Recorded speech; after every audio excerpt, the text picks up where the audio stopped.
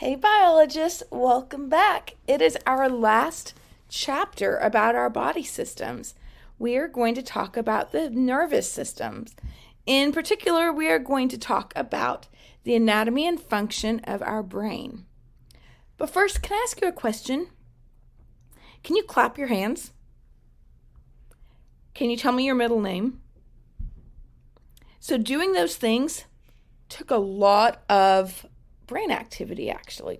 So first, the sound of your computer or your headphones or however you're listening to me came into your ear, traveled through neurons up to where it is going to be, that sensory input is going to be processed here in your hindbrain. It's going to come on up to your temporal lobe where you comprehend those spoken words. And it's going to keep on coming up to your frontal lobe. Where did it go? Come on up to your frontal lobe, where your brain can start to formulate a response, where your brain could stop and tell your hands to clap or snap, or say, yeah, no thanks, or where you stopped and can answer my question. So pretty cool things that our brain is able to do this.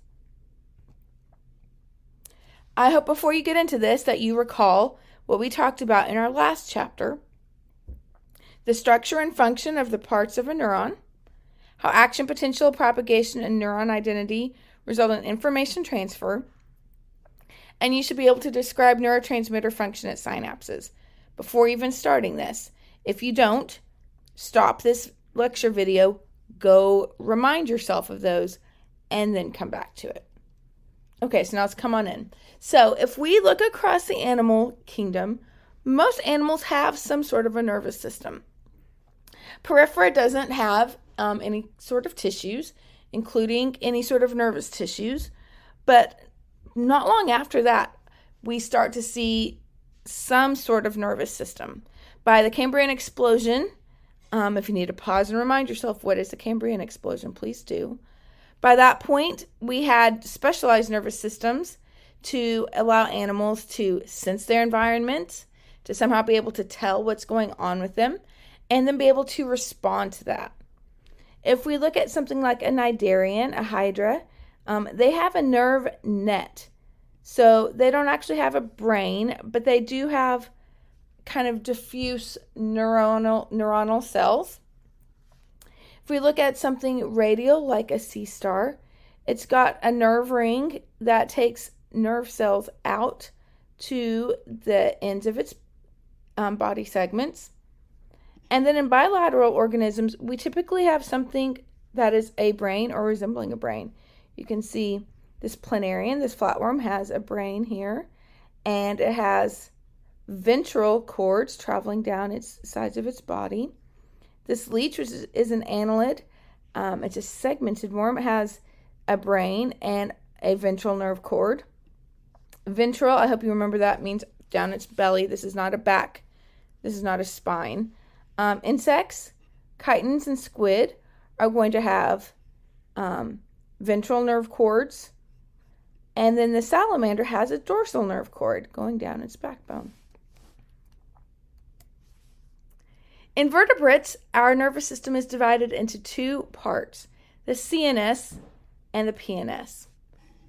So the CNS is the central nervous system. It's what's shown here in blue in the salamander or in the lighter yellow in this human. The central nervous system is your brain and your spinal cord. The PNS, or your peripheral system, peripheral means, away at the edges, is all of this more tan, darker, brownish color. It's all your nerves and ganglia that run through your body. And in both the CNS and the PNS, we will see regional specialization. So different regions are going to have specific functions. So what two structures are included in the central nervous system? Our brain, our nervous system, begins to be formed during our embryonic development. The central nervous system will develop from the dorsal hollow nerve cord. That nerve cord will start to stretch out and become our spine. and the other end will kind of start to bulge into the beginnings of a brain. Both the dorsal hollow nerve cord, the dorsal hollow nerve cord gives rise to two different canals, the central canal of the spinal cord and the ventricles of the brain. And these are both filled with a fluid called cerebrospinal fluid. Cerebrospinal fluid is produced when your arterial blood is filtered through glial cells, and it will provide your central nervous system with nutrients, bring it in what it needs, and it'll carry away the waste that your system doesn't need. It will eventually circulate through ventricles in the central canal before draining into your veins. Our nervous system is divided into two different types of gray matter or white matter. Gray matter will be neuron cell bodies and glial cells and unmyelinated axons, and white matter will be bundles of myelinated axons. If you remember back our last chapter where we talked about myelin is white, and that creates that white color. So here in this brain, you can see gray matter around the edges of the brain here, and white matter is here. The gray matter will form the outer layer of the brain, which is called the cerebral cortex, and the inner basal nuclei. And the spinal cord, it's located internally where it helps receive information and integrate information. White matter in the brain will be the internal portions of the brain. It'll be under and around the gray matter. And in the spinal cord, it's more external, where it will transmit the information up and down the spinal cord. So now pause and go back and remind yourself, which of these contain myelinated cells, white matter or gray matter? The other type of matter, what is it made of? Our peripheral nervous system, it has 12 pairs of cranial nerves and 31 pairs of spinal nerves.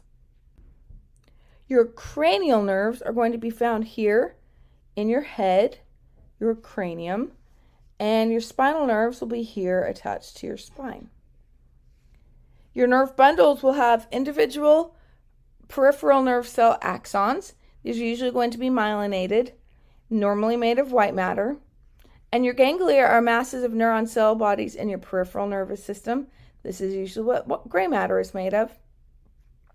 And these function to carry sensory information and motor commands both to the central nervous system, from your body to your brain, and away from the central nervous system, from the central nervous system back to your body to carry out the command.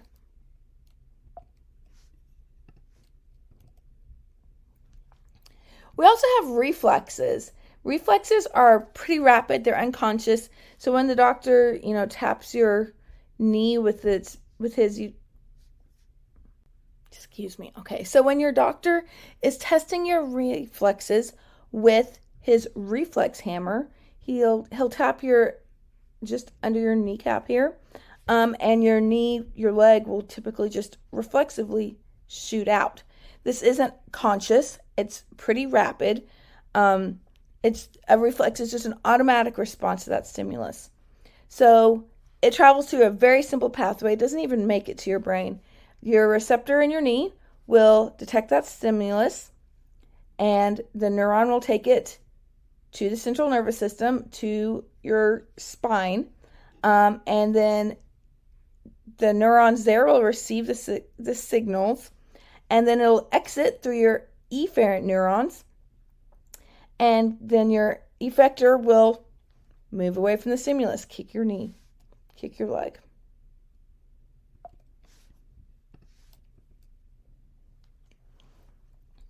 Your peripheral nervous system has two different divisions that we just mentioned in that last slide, the afferent division and the efferent division. These names sound very similar, but please don't get them confused.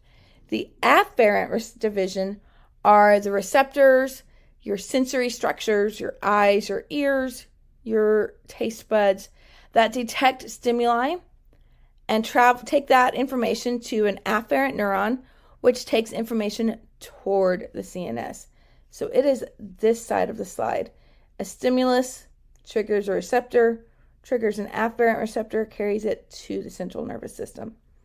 Then your central nervous system is going to process that information and decide how your body should respond.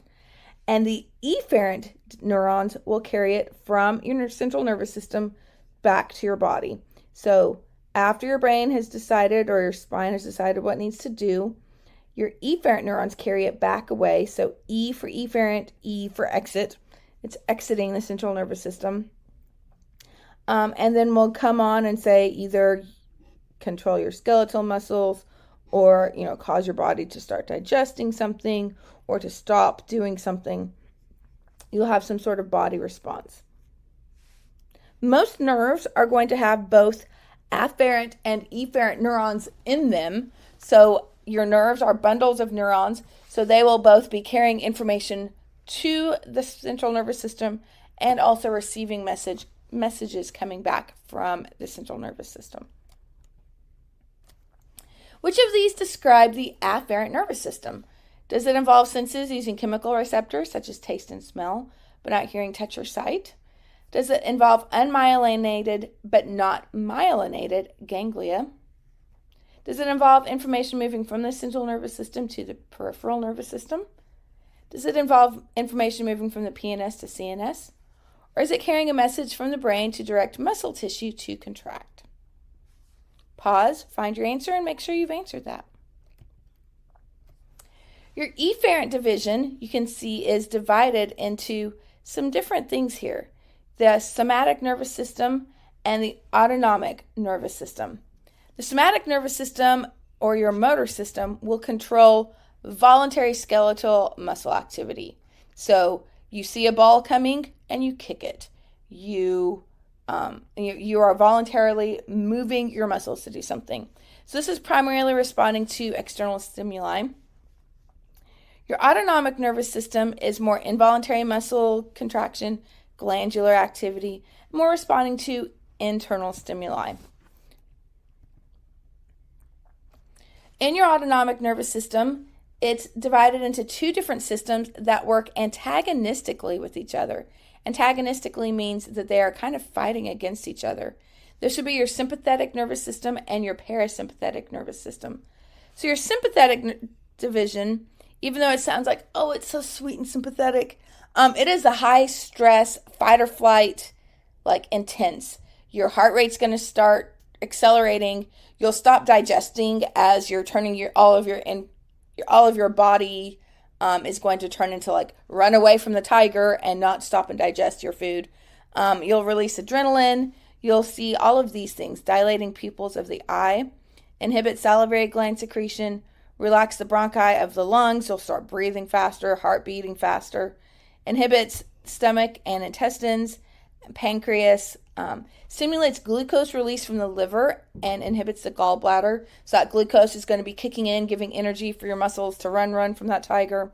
Stimulates the adrenal medulla, inhibits emptying of the bladder because you're not going to stop and take a bathroom break as you're running, and promotes ejaculation and vaginal contractions. Your parasympathetic division is the rest and digest.